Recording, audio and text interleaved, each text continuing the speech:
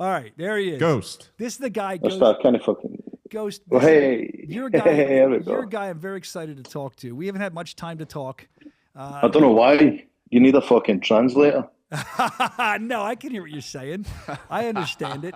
I will say, though, we just had King Kai in studio, and, you know, it's our first ever in-studio guest with the new studio, so I apologize for getting you a little bit late, but I'm glad you're here, and you have a great... It's fine, mate. I've been waiting since, 8 o'clock in your time.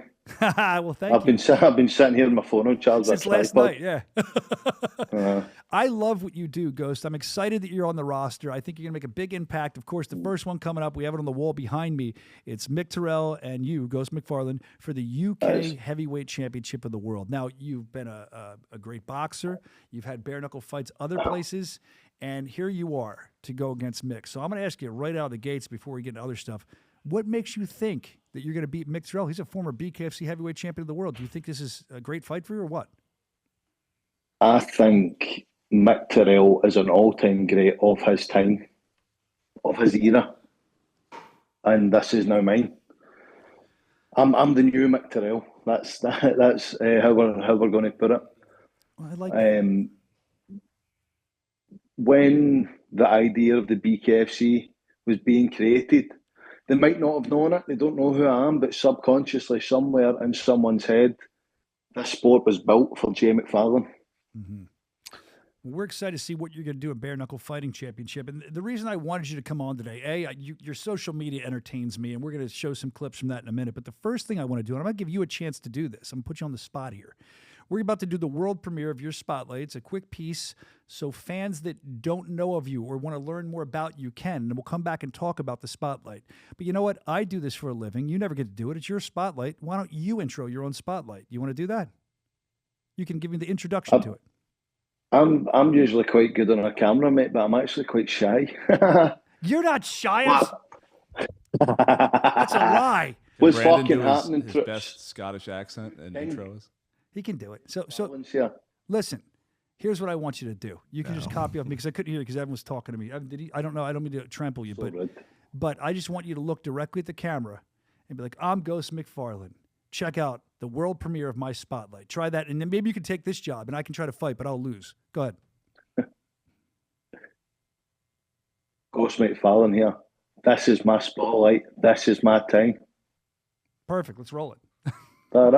England versus Scotland is a story as old as time.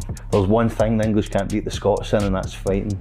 Joining the Bare Knuckle Fighting Championship for me was the ultimate endgame to a very loud and violent and charismatic career that I've had. I've always been the underdog my whole life. For the slums of Glasgow, and always had problems with drink, always had problems with drugs, always had problems all round, problems in my own fucking head. Now that I've cleared that and I'm away for that and I'm still being called underdog, good, because this time the underdog's going to fucking bite. I have the utmost respect for Michael Terrill. As a fighter, he's phenomenal. I just know I'm better. I am made for this sport. You are made for the sport, as you say, and of course you're in studio. Well, you're not in studio. You're in your studio, my studio, but you are made for the sport. Otherwise, they wouldn't have put you up there against Mick Terrill. We talked briefly about a week ago, and you were talking about what a big opportunity this is for you. You want to prove to the world who you are, and then this hopefully will lead you to other things, right? Let's speak about that, and we'll talk about your Spotlight in a minute. But I was just thinking about that as you're in the Spotlight. I'm looking at this guy who has this huge opportunity in front of him. What does that feel like, man? Unbelievable. It is dream-like. It is not... I've been handed a lot of opportunities in my time because of my charisma and my character and all that kind of stuff. But this is special. This is something that doesn't happen to anybody. I'm not going to say it outright because I don't know if it's true, but I don't think anybody's ever fought for a title on their BKFC debut. And I'm going straight in not only to fight to be the first UK champion, I'm going to fight an ex-world champion. Yep. The first Scotsman to fight for a title, and it's fucking this big dick. You know what I mean? I love that you're the first guy from Scotland to fight for the title. That's awesome. But one of the things I want to touch on, too, in your Spotlight, you've had a very interesting life that led you to this moment. when you were younger, and you kind of mentioned it quick, I know a little bit about it. I want to talk about it. You had kind of an interesting life. You were living somewhere where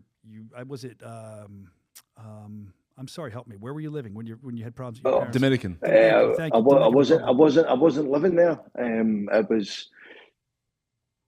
I'm trying to speak slower so that you'll understand me. So basically, you can speak slow. We're Americans. I probably still won't understand. I don't know what I can't even speak my own language. So basically, my mother, she had this partner. So my mum had a partner that was a bit of a bad guy, and he took us away, and it turned out to be a big drug run, and she ended up getting wrongfully imprisoned, and me and my brother ended up in an orphanage in the Dominican Republic. So, that's the kind of gist of it. And that's a lot. But, they get arrested. Now you're at an orphanage in the Dominican Republic. And when you're there, how old are you about at that point? I think it was about 8 years old. My brother was 6. So you're both. We were there for a wee. It was just a small time we were there, and then we came back with our grandparents. But it's. What was that like? Hold on. What was that like? You're young. Your parents aren't there anymore. You're in an orphanage. How did you? How did you do when you got in that orphanage? Was it rough? Were you getting picked on at all? Did you get in fight? Like, was it calm? Did you enjoy the time there? Where were you at with that? Oh, mate, I was ready to start the WLN, man. I was getting battered fuck out for being white. Really? But mate, shit happens. You know what I mean? I know it's not an ordinary story. I know it's not everybody else's story, but it's just life, and that kind of stuff is what. Yeah. What makes me so hard to beat in a ring, because you'll never hurt me as much as I've been hurt in my life. That sounds like a proper emo thing to say, man. The Princeton. But I mean, tonight will be the night. You mentioned the parents. The parents have some problems with drugs, from what I can understand, and now you mentioned in the spotlight as well that it sounds like you had your issues with some addiction, with some drugs, and you're past all that, right? Past it. I'm in control. That's the big thing in my life, is that everything that's always happened to me was out of my control, and I became controlled by drinking, drugs, and gambling. And if you can be addicted to it, I was addicted to it. I'm addicted to getting addicted. Is pretty much the kind of theme of my whole life. Yeah, but the question in my mind is, you have an addictive personality. You figured that out, which is good that you know that now. But you watched your mother, your father have problems as well. I mean, maybe it's just in the bloodline, but your first time in doing that, did that occur to you? Like, I watched my mother and father, what happened to me when I was a kid, or you just lost it all and just went for it? Yeah. I mean, again, my father wasn't that way, but it wasn't my mother's fault. You know what I mean? It was, again, something that was out of the control. So it just goes back to that thing about being in control. And I'm now in control of my life. I'm in control of what happens, and I'm in control of my future. Okay. So it's that's more along the lines of how I've dealt with everything. I've often I've heard fighters say, I've heard athletes say that sometimes they feel like they're in most control when they're in the fight, when they're in the squared circle, when they're in a game or something. That's where they feel the most at home. Is that true for you too? Is that like your escape where you let it all hang out? Is that you feel very comfortable in the squared circle? It seems that way to me. Definitely. That is my comfort place is when I'm fighting. The reason that I was so bad on the drugs is because after a fight and you've hit that high, there is nothing higher. You're constantly trying to trace that rush, and you get lost. What I call it "what now" syndrome. Is I've fought, I've had the big experience. What the fuck? What do I do with myself? Who the fuck am I?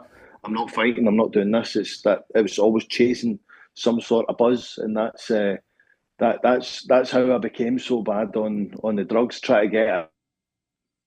Yeah, I'm losing him. I think he's trying to get a little higher each time, right? Try to get that buzz. I totally understand that. Well, you're going to have a big buzz. It's going to be amazing the way you're going to feel coming up on March 14th for BKFC. It's up here behind me. Like I said, Fight Night Newcastle. It's going to be a great event. You're on top. Congratulations for that. You're in the main event. You're going for the UK Heavyweight Championship. It's a big deal for you. Ghost McFarlane, thank you for coming on. And by the way, I do want to show something before we let him go. I love your social media. I love Mick's not a man of many words, but that's not stopping you. You put the one thing up where you're like watching his fights, and you had him in like a heart-shaped frame, and said you're spending time with your sweetheart. It was also the fight that he gave up. I was at the. Oh man, you throw that one in there. I don't know if they have that. If they have to flash it up, I don't remember if I sent it to them. But I'm very entertained by your social media. Can you tell people where they can find you on social media, Ghost? I don't really give a fuck. I'm not here for social media, but if you want to follow me, at J Carrigan McFarlane. Okay. I think that's it. At J Carrigan McFarlane is my Instagram. We've got it up on There, the I think up on this the screen is there. this is what you're talking about, Soscia. Yeah. Let's see. We're looking at some stuff. Oh, Yeah. what is No, fucking that's one. That's when I first met you. Let's play that real quick. happening, troops? I just finished up a call. I had a meeting with BKFC's creative team, their kind of media outlet. I thought I'd make them feel right at home. You know, it can be quite daunting when you're talking to someone that's halfway across the world. You know, they're from Scotland. It's like William Wallace, you know, freedom. I just thought I'd make them feel right at home. So I Americaned up. Hey, brother, you know, and you know, they're a great bunch of guys. I was so excited with the outcome of that call, with the way we're going to work together. It's going to be fucking great, man. Yeah, it's gonna be great. I love that we joined. I love that when we joined the call, you had the American, and he told us that we joined. Like, I'm trying to make you guys feel a little bit at home. I appreciate that, but that's not the thing I was talking about. It's on his social. It's where he's got his feet kicked up from the table. Watch, look, there he is. See, if you look close in that little heart, it's Mick Terrill. And he said, "Spending time with my sweetheart." What did he say? Spending time. He with had my... that on his interview too in the spotlight. It was right next to him. Oh, I didn't even realize Yeah. that. Oh, good eye. I didn't realize that. I've had that for years. I'm one of Bick's biggest, his biggest supporters. It's just a shame that I need to, I need to bring his reign to an end. What's that like knowing you're going into fight a guy for the UK Heavyweight Championship that you've watched for years and like, you know, you've had some admiration for? What is that like going there? You're going to go smash his face open? Listen, me and Mick's a great guy. We get on. We're going to go in there, knock lumps out of him, and he'll try and hit me, and we'll go for a drink after if he's not too bitter. That's what I'm. There's so much more respect in bare knuckle than there is in boxing. You know, Oh, yeah. some of the guys I've dealt with in boxing are complete arseholes. Like, they're just terrible people. Like, just horrible. And even after the fight, you go to shake hands and they're like, yeah, fuck you, you said this, you said that. There's so much more respect in the bare knuckle scene, and I'm all here for it. Because I can be loudmouthed, I can be irritating, I can be annoying. Even worse when you're in the ring with me and you're scrambling and tripping over your feet trying to get near. It's I can be a frustrating person. But at the end of the day, it's all showmanship, it's all an acting. We're all mates and we're all looking to get to the same place. It's there's so much more respect in the bare knuckle fighting scene. So Well, I'm happy with that. We're looking forward to it. And the last thing I want to touch on here is turn your head to the side. Let me see something. Turn your head. Turn your head. Look. Which side? Both Well, sides. that's Both, yeah, you're gauged. You got gauged ears. I thought so. Dude, you're a bare knuckle fighter with gauged ears. Aren't you afraid that somehow a finger's going to go? You have to tape them shut when you go fight? Like, what's the deal? No, I've had them for years, mate. As soon as I take that out, it closes. Oh, yeah? I'm also very hard to get near. All right. Well, we're excited you took the time to come on here. I can't wait to see what you do in Bare Knuckle Fighting Championship starting March 14th with your main event against Mick Terrill for the UK Heavyweight title. They seem to love you in the chat. They're excited to see you fight. I'm excited to see you fight as well. Ghost McFarlane doesn't give a shit, as he said. If you follow him on social media, he's just here to fight. I dig that. I like that you feel that way. Ghost McFarlane, thank you so much for joining us today, man. Thank you, mate. It was a pleasure. We're looking forward to your fight. There he goes, Ghost McFarlane. Thank you. That was I enjoyed getting to know people like Ghost and see where he's coming from. And I spoke to him privately before. The guy is ready. He's more than ready. This is a big opportunity for him. So tune in, because he's fighting for his life. He's fighting for that title. He's fighting for advancement. He's fighting to make a statement from the get-go. We're looking forward to that.